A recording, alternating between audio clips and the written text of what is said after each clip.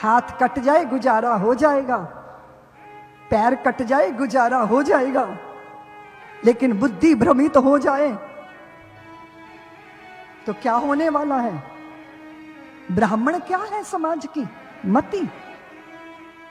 और ये भुजाएं क्या है? शक्ति।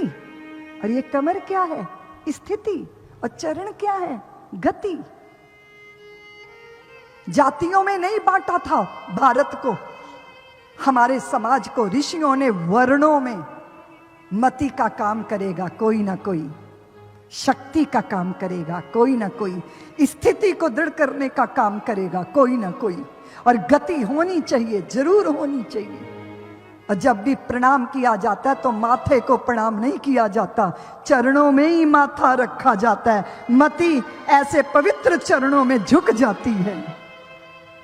तुम काट दो पैरों को तो चल नहीं पाओगे, भुजाओं को काट दो, अपनी कमर तोड़ लो, बात बन जाएगी। मति भी चाहिए, शक्ति भी चाहिए, स्थिति भी चाहिए, गति भी चाहिए। कोई ना कोई तो मति का काम करेगा ना, कोई ना कोई तो रक्षण की भूमिका निभाएगा ना। तो ब्राह्मण मति समाज की, क्षत्रिय शक्ति समाज की, वैश्य व्यापारी वर्ग स्थिति समाज की, सेवक वर्ग गति समाज की। न गति त्यागी जा सकती है, न मति त्यागी जा सकती है, न शक्ति का त्याग किया जा सकता है और न स्थिति का त्याग किया जा सकता है। मर्म नहीं समझा, उसके पीछे का अर्थ नहीं समझा, उसके पीछे का चिंतन नहीं समझा, बस अंग्रेजों ने आपस में ऐसा ऐसा लड़ाया कि सबकी चेतनाएं बिखर कर रह गई। हमारे देश के अंदर, घर के अंदर शौचालय का कोई कॉन्सेप्ट नहीं था। था क्या? अपने धर्म ग्रंथों को उठा के देख लो। इस देश के अंदर मुगल आए, उनकी स्त्रियां पर्दे में रहती थीं, इसलिए उन्होंने घरों के अंदर शौचालय संडास बनाए। और वो वीर जातियां जिन्होंने मुसलमान बनना स्वीकार नहीं किया, उन वीर जातियों के सर पे मैले ढुलवाए। कच्चे बांस की टोकरियों में मैला, और वो मैला सर पे रख के चलते थे। वो मुंह से लेकर कपड़े तक उस गंदगी में भीग जाते थे। इतना स्वाभिमान पर चोट मारी गई, ये भी झेल गए वो, लेकिन उन्होंने हिंदू धर्म का त्याग नहीं किया। उनके स्वाभिमान को भंग किया गया, स्वाभिमान को भंग किया, इसलिए भंगी शब्द दिया गया। होना क्या चाहिए था? आजादी के बाद तुम उनको गले लगाते, बाहों में बांध लेते। तुमने क्या किया? उनके बर्तन अलग रखे, उनको छूना स्वीकार नहीं किया।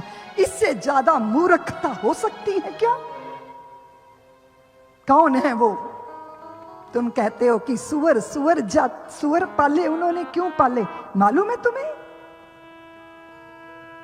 बहू बेटियों का ब्याह होता था तो किसी ना किसी शेख के घर में 3 दिन तक अपनी स्त्री भेजनी पड़ती थी, तब वो अपने घर आ पाती थी।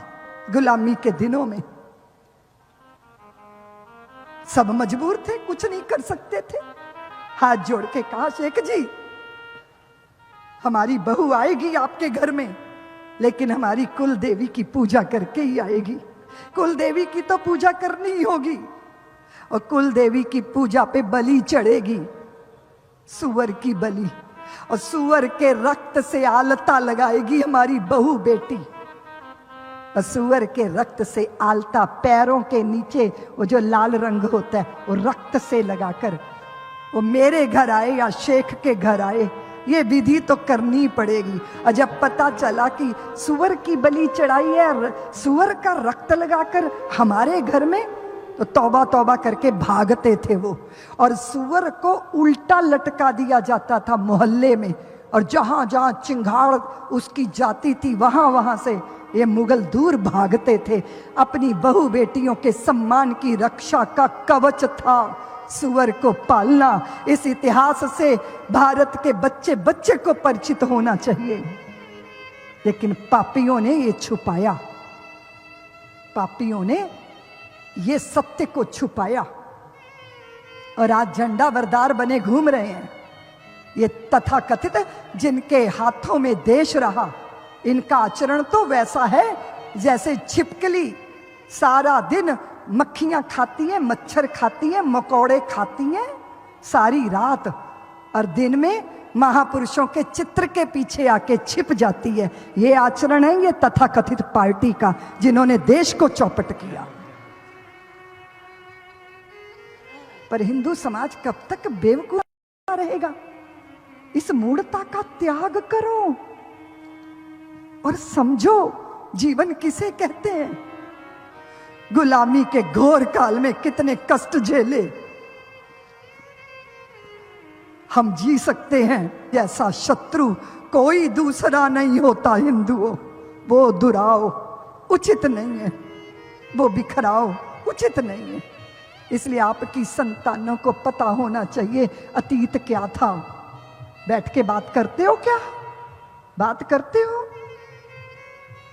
किसी के पास फुर्सत नहीं है अपनी संतानों से बात करने की। मैं इजराइल गई तो मैंने देखा उन लोगों ने पूरा इतिहास अपना जगह जगह पूरा इतिहास उन्होंने अपनी संतानों के लिए, कहीं उन्होंने अनुभव वाले बनाए हैं, कहीं उन्होंने जाने कितने कितने कितने तरीकों से याद दिलाते हैं। वो याद दिलाते हैं हमारे देश की संतानें, उनको तो पता ही नहीं है सच्चा सपूत कौन सा है। बताओ अपनी संतानों को कि भारत का सैनिक कहता है, ईश्वर मेरे दुश्मनों पर दया कर, मेरे देश के दुश्मनों पर दया कर, क्योंकि हम अपने देश के दुश्मनों पर दया नहीं करेंगे। इसलिए तुम कर सको तो करो। अपनी संतानों के चित्त में ये बीज बो भारतीयों।